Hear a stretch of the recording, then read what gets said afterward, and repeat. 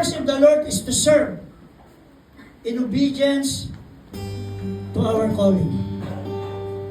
Heavenly Father, nakikita mong bawat sa amin sa umagang ito. Thank you for loving us. Thank you for sending the Lord Jesus Christ to die on the cross in our place.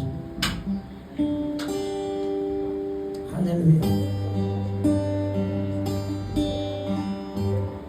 We thank you, Lord God, for the sweet presence.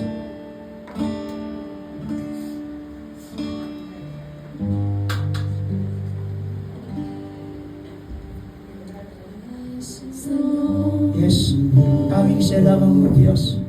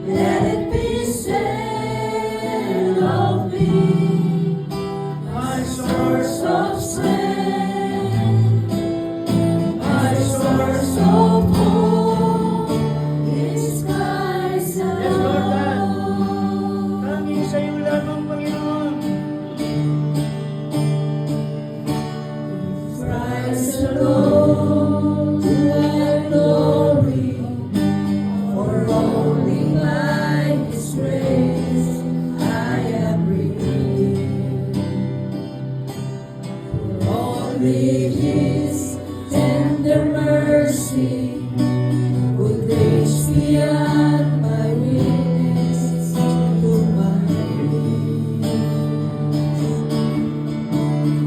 Now I seek no greater honor than just to know and to count my days to the glory of my Lord. Christ alone, I place my trust and find my glory in the power of the cross. In every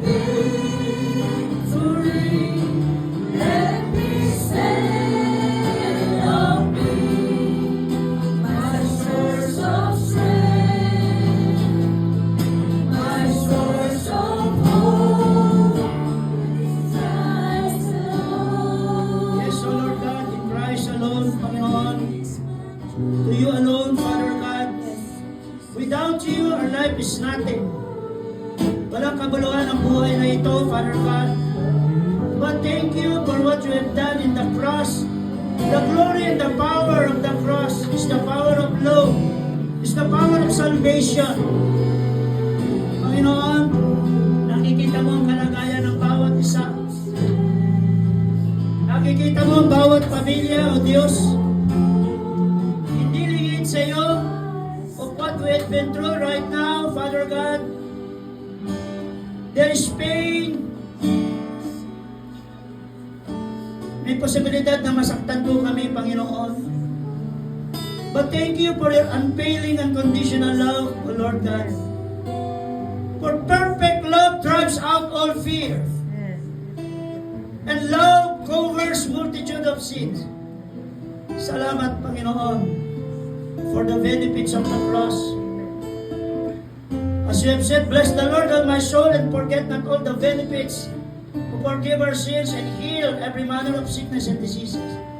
Panginoon, sa umagang ito, sa anumang kadahilanan, takot sa kinabukasan, pangamba sa nangyayari sa buong mundong ito, there is no place than being in the cross of the feet of the Lord Jesus Christ. Your love never fails us, O God. I pray, O Lord God, bind every family with your love that cannot be broken. Amen. Sa gitna ng kabalakan ng iyong mga anak, ibalik mo yung init ng unang pag-ibig namin sa iyo. Yes. For we are more than conqueror to the power of love. Amen. Sa umagang ito, Panginoon, we continue, Lord, to proclaim that 2026 is the year of God's favor.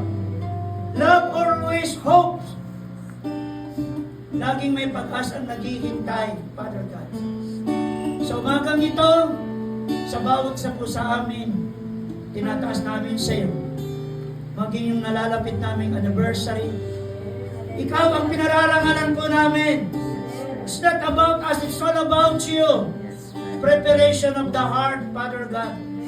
Sa bawat pamilya na narito, as you have said, kapag naitaas ang pangalan mo, hindi ang sino pa man, hindi ang simbahan, hindi ang pastor, kundi ang pangalan higit sa lahat ng pangalan. Ibinuwis mo ang iyong buhay dun sa krus ng Kalbaryo. Kaya't binigyan ka ng pangalan higit sa lahat, na lahat ng tuhod ay luluhod, lahat ng labi magpapahayag na ikaw ang Diyos. Sa umagang ito, Panginoon, in your presence, there is something great is going to happen. Amen. There is healing. Amen. There will be a breakthrough. Physically, emotionally, financially, spiritually. Because you have said, Father God, the year of God's favor, yung tema po namin, pursuing the crown, living in overflow, at yung ating 5th year anniversary ay yung prosperity in God's economy, and unity in Christ, Father God.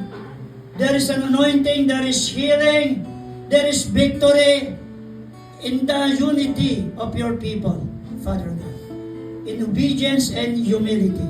Kaya Panginoon, ngayon pa lamang, Lord, nakikita mo yung pagpapagal, yung oras, yung panahon na ginagawa ng iyong mga anak. As you have said that your labor unto the Lord will never be in vain. And Lord, as we close, Psalms 126, sabi mo, those who sow in tears will reap in joy. Yung nagtatanim ng panalangin, ng pagluha sa paanan ng Diyos, ay aani po ng harvest of the soul. Amen.